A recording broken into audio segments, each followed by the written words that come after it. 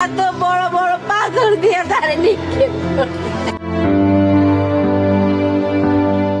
একপাশে বাঁধানো মায়ের কবর, তার ঠিক পাশেই নতুন করে খনন করা কাদামাটির কবর। সেখানে সমাহিত করা হয়েছে ঢাকার মিডফোর্ট এলাকার নৃশংসভাবে খুন হওয়া লালচাঁদ ওরফে সোহাগকে। কবরের মাটি এখনো শুকায়নি, সে মাটিতেই বারবার মূর্ছা যাচ্ছেন তার স্ত্রী লাকি আক্তার। প্রলাপ বকছেন, কাঁদছেন, কবর জড়িয়ে ধরে কাতর হয়ে পড়েছেন লাকি আক্তার। কান্না জড়ানো কণ্ঠে বলেছিলেন, আমার স্বামীরে মারতেছে।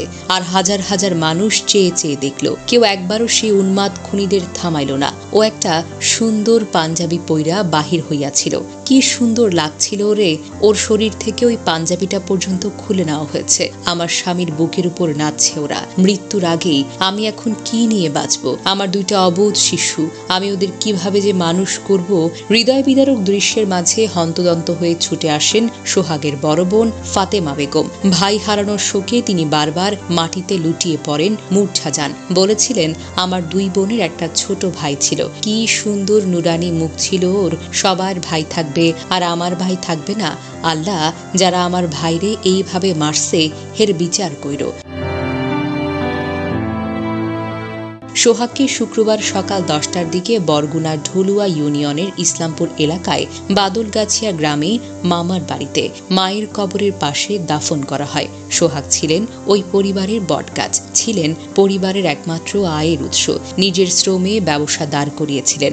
বন্ধু নামধারী কিছু মানুষ তার কাছ থেকে চাঁদাও চেয়েছিল, তিনি রাজি হননি। তারপর তার শাস্তি, পাথর দিয়ে মাথা থেতলে লাথি মেরে চড়থাপ্পড় দিয়ে প্রকাশ্যে হত্যা। কেউ এগিয়ে আসেনি, মানুষ শুধু তাকিয়েছিল। আর কিছু মুখোশধারী বর্বর বন্ধু উল্লাস করছিল মৃতদেহের উপর লাফিয়ে। স্বজনরা বলেন, লালচাঁদের 10 বছর বয়সী ছেলে সোহান ও 14 বছর বয়সী মেয়ে সোহানা, স্ত্রী লাকি বেগম জানেন না কিভাবে বিদ্যালয় পড়ুয়া এই দুই সন্তানকে সান্ত্বনা দেবেন। স্বজনদের ভাষ্য, লালচাঁদ যখন 7 মাস বয়সী তখন বজ্রপাতে মারা যান তার বাবা আইয়ুব আলী।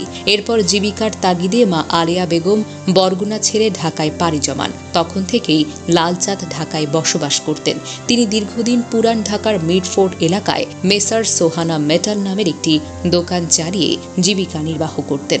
ব্যবসা প্রতিষ্ঠানটি ঘিরেই হত্যাকাণ্ডের সূত্রপাত। স্বজনদের দাবি, মাসে 2 লাখ টাকা চাঁদা দাবিকে কেন্দ্র করে লালচাঁদের সঙ্গে এলাকায় একটি পক্ষের বিরোধ তৈরি হয়। চাঁদা দিতে রাজি না হওয়ায় এক পর্যায়ে তার ব্যবসা প্রতিষ্ঠান তালাবদ্ধ করে দেয় অভিযুক্ত ব্যক্তিরা। গত বুধবার বিকেলে বাসা থেকে ডেকে নিয়ে লালচাঁদকে আটক করে চাঁদার জন্য দফায় দফায় চাপ দেওয়া হয়। তাতেও যখন রাজি না হওয়ায় তাকে পাথরের আঘাতে হত্যা করা হয় বলে দাবি স্বজনদের। নিহত লালচাঁদ স্ত্রী ও সন্তান নিয়ে ঢাকার জিঞ্জিরার কদমতলী এলাকার কেরানীগঞ্জ মডেল টাউনে বসবাস করতেন। লালচাঁদের মেয়ে সোহানা বলেন, আমার বাবার হত্যাকারীদের শাস্তি চাই। আমাদের নিরাপত্তার জন্য সরকার প্রধানের কাছে আবেদন করেছি। আমাদের পরিবারটিকে বাঁচান। হত্যাকারীরা আমাদের বাসা লুট করতে চেয়েছিল, জানি না ঢাকায় গেলে আমাদের কি হবে। নিহত লালচাঁদের বোন ফাতিমা দাবি করেন, ঘটনার দিন ভাই তাকে বলেছিল ওরা আমাকে বাঁচতে দেবে না। তার ভাইয়ের আশঙ্কা সত্যি হলো। বরগুনার জেলা প্রশাসক মোহাম্মদ শফিউল আলম প্রথম আলোকে বলেন, পরিবারটিকে সাধ্যমতো সহযোগিতা করা হবে। নিরাপত্তার বিষয়টিও নিশ্চিত করা হবে। সোহাগের হত্যাকাণ্ড শুধু একটি পরিবার নয়, কাঁপিয়ে দিয়েছে পুরো দেশকে। প্রশ্ন উঠছে, এই সহিংসতা, এই নিষ্ঠুরতা, এই নীরব দর্শকের ভূমিকা থেকে আমরা কখন বের হব?